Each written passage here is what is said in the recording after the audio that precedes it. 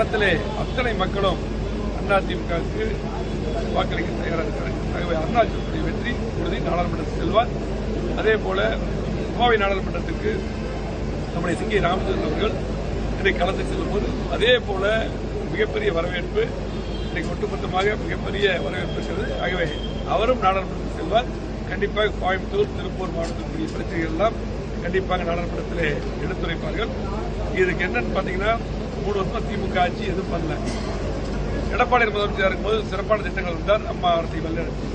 ஆகவே எடப்பாடி முதலமைச்சராக வர வேண்டும் என்று ஒட்டுமொத்த மக்களும் முடிவு பண்ணி விட்டார்கள். அதுக்கு அச்சாரமாகத்தான் இந்த களத்தில் அந்த நிலவரம் எங்களுக்கு தெரிகிறது. ஆகவே ஒட்டுமொத்த மக்களும் நாடாளுமன்றத்திலே கண்டிப்பாக எடப்பாடி தலைமையில் கூட்டணிக்கு வாக்களிக்க முடிவு செய்திருக்கிறார்கள்.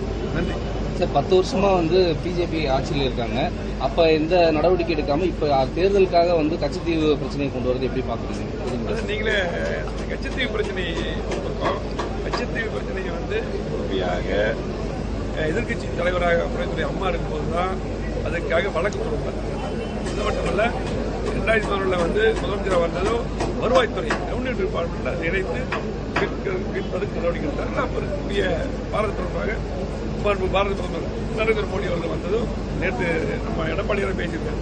உடனடியே போய் பணம் கொடுத்தாங்க. அது முயற்சி செய்தது போற அதிமுக தான். ஆகவே இப்ப தேர்தல் நேரத்தில் பேசுறாங்க.